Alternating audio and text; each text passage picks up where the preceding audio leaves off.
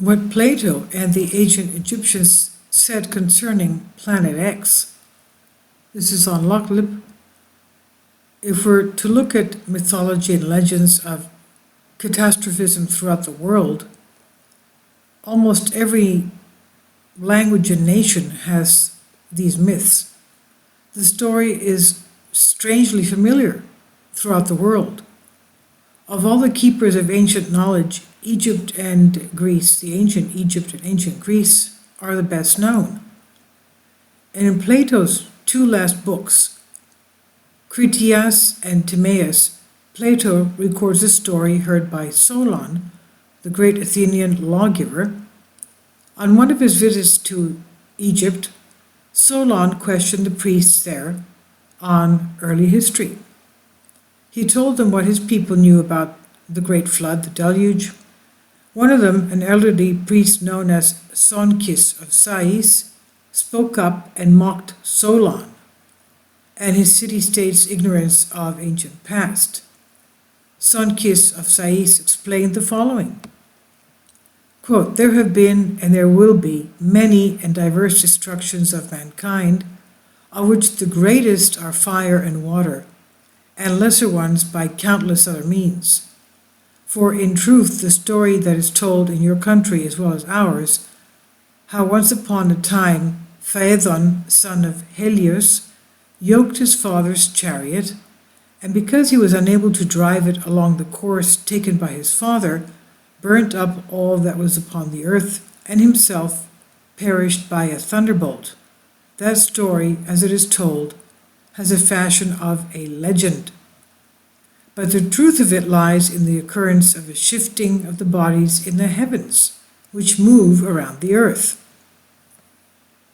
Now, did you notice what he said? The bodies move around the earth. It's not the earth that moves around certain bodies. It's the bodies that move around the earth. This also goes with what was found in the ancient Antikythera device, the early 20th century, 1901, I think it was discovered.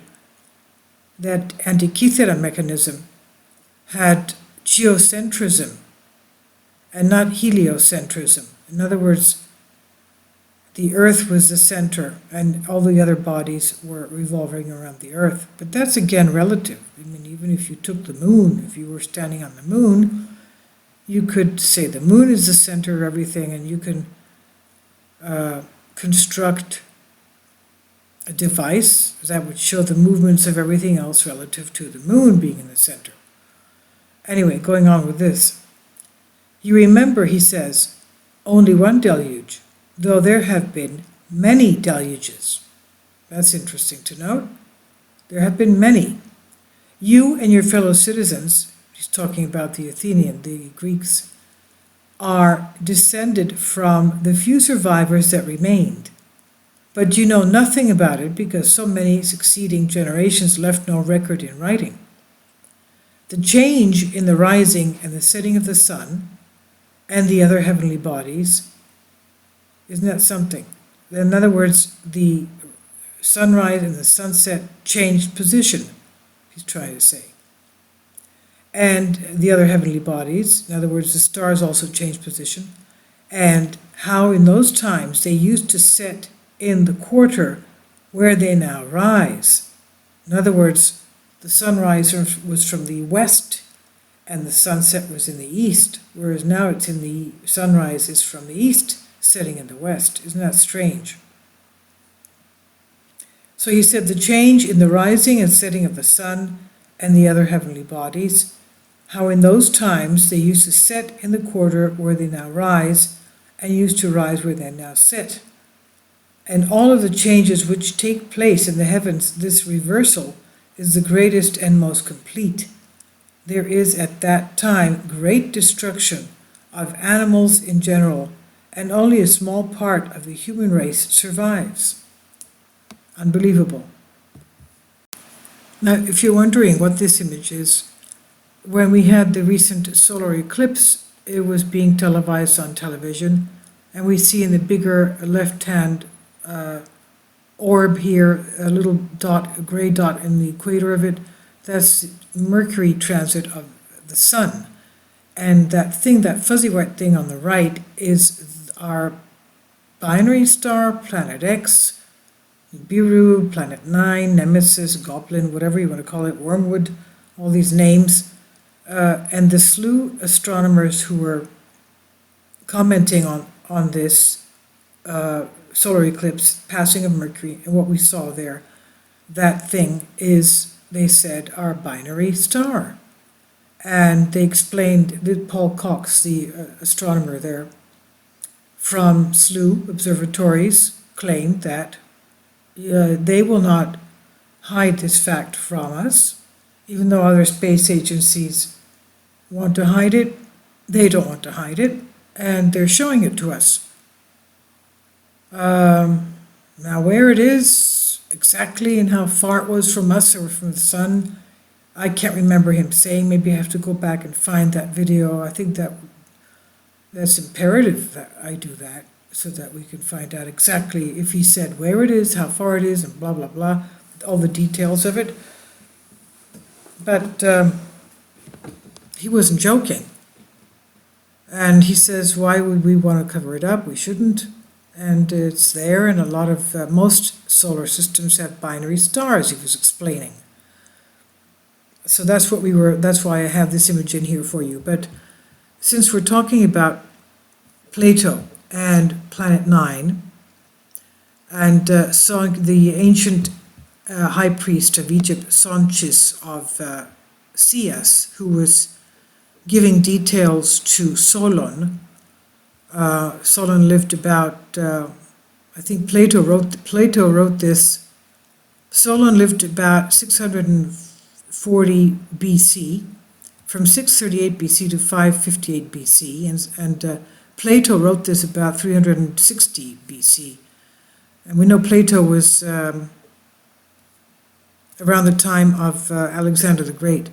Now, Solon wrote this about, let's say, 600 BC, and the high priest told him that this devastation and catastrophe and destruction took place about 9,000 years before them. So that was around 10,000 BC, or around 12,000 years ago, the Great Destruction. Doesn't that sound just about the time that Graham Hancock tells us that there was a great flood, and that the various megalithic constructions that we see around the world are the pre-flood civilizations that were on Earth before the Great Flood at that time. One of them being what Sais, the Egyptian priest, said was Atlantis, and that Atlantis, during this upheaval and catastrophe that was taking place because of the asteroid strike on Earth, went down twice, and it stayed down. It stayed submerged, whereas the island of Rhodes, of Greece, Rhodes, went down twice, and the second time it came up, it stayed up. It was submerged, with the tectonic plates floating around, and the tremendous forces creating the movements of these plates so suddenly came back up and stayed up, whereas Atlantis stayed sunk. So since we're talking about this, about the high priest Sais of Sais, the ancient Egyptian priest who introduced Atlantis to the world. Every time we think of Atlantis as a lost city, we think about Plato, the man who described the existence of this continent in his work Critias and Timaeus.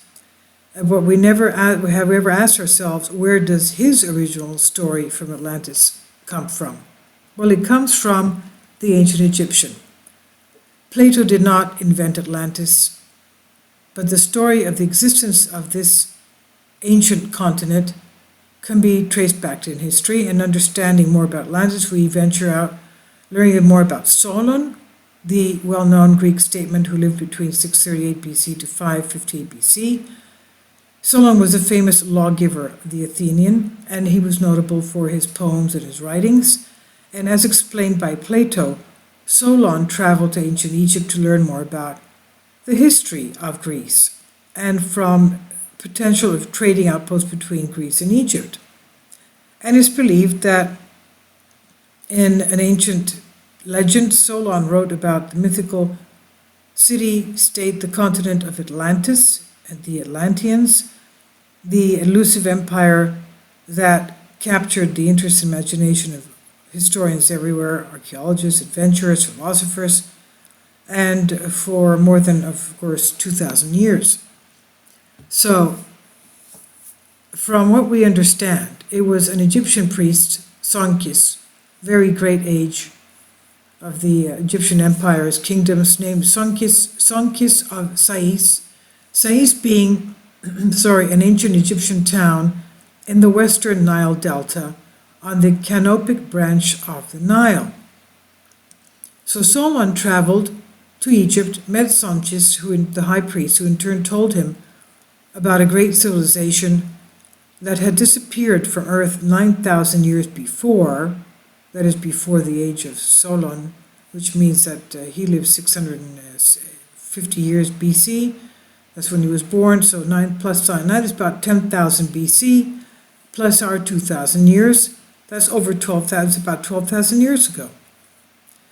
So among many other things, it's believed that Sonkis told Solon stories about the ancient empires existing on Earth, the natural catastrophes, the asteroid strikes,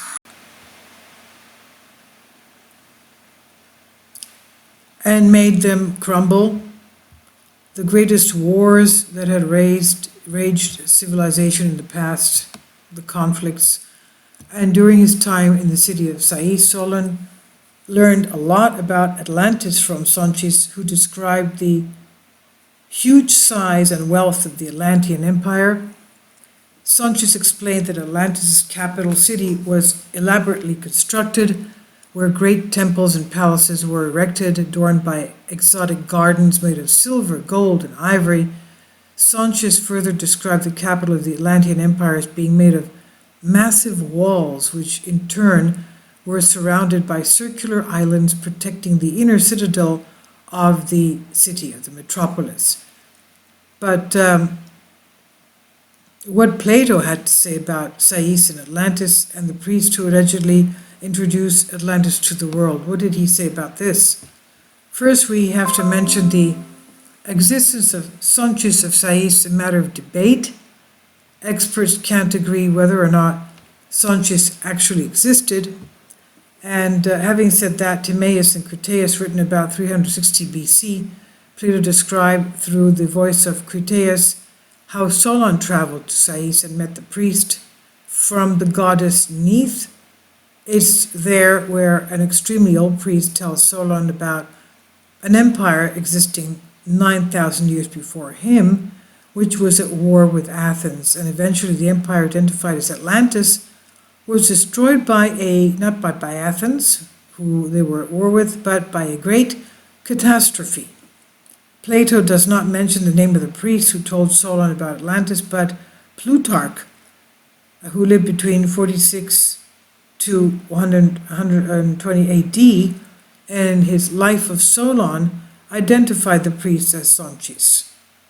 Near Lilus's mouth, by fair Canopus shores, and spent some time in study with Xenophis of Heliopolis and Sonkis in the Saite, the most learned of all the priests, from whom, as Plato says, getting knowledge of the Atlantic story, he put it into a poem and proposed to bring it to the knowledge of the Greeks. So that means that the history of Atlantis can briefly be resumed like this. It existed 9,000 years before the life of Solon and the Egyptian priest Sonkis. Atlantis eventually was destroyed by catastrophe, perhaps the asteroid that he first spoke of, and nearly all records of his existence were lost. The only records remaining are shared among priests of ancient Egypt. Eventually Solon travels to Sais, where he meets the ancient priest, who knew about Atlantis. and identified later as Sanchez of Sais, the priest explained to Solon that Atlantis was an extremely powerful empire existing 9,000 years before them, eventually destroyed by a great catastrophe. Later in Timaeus and Critias, written in 360 BC, that's where it states Solon traveled to Egypt, where he learned about the existence of Atlantis from the priest. And this is what is written by Plato in Timaeus. Quote, "For it is related in our records how once upon a time your state stayed the course of a mighty host, which, starting from a distant point of the Atlantic Ocean, was insolently advancing to attack the whole of Europe and Asia to boot. From the ocean there was at that time navigable, for the ocean was at that time navigable, sorry. For in front of the mouth, which you Greeks call, as you say, the Pillars of Hercules," I guess here he's talking about Gibraltar, "there lay an island which was larger than Libya and Asia altogether, and it was possible for the travelers of that time to cross from it to the other islands, and from the islands to the whole of the continent over against them, which encompasses that veritable ocean. For all that we have here, lying within the mouth of which we speak, is evidently a haven having a narrow entrance, but that one yonder is a real ocean, and the land surrounding it may mostly be called, in the fullest and truest sense, a continent. Now in this island of Atlantis there existed a confederation of kings of great and marvelous power, which held sway over all the land, or the island, and over many other islands also, and parts of the continent." This is on Timaeus 24e to 25a, R.G. Berry translation. So it seems like the asteroid impact caused a tremendous geological upheaval, and one of the continents destroyed was the ancient continent of Atlantis.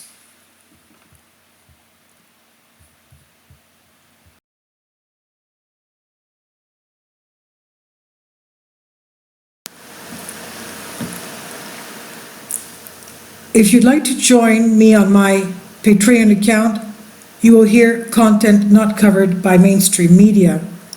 These riveting stories will be based on my research, and I will state my opinions and give my personal insight on diverse and controversial subjects and world events not covered by mainstream media, and not supported by YouTube guidelines. So whatever I have on my Patreon, most of those will not be on my YouTube channel. Please consider becoming a member today. More of the most significant and important videos will be on my Patreon channel. Your support helps me to continue my research and keeps this YouTube channel alive. And we depend on your support, your generous charity, because we help economically challenged families here in Athens, Greece, in Kapota, and we also help the young generation with university tuition and the community around our church. Thank you.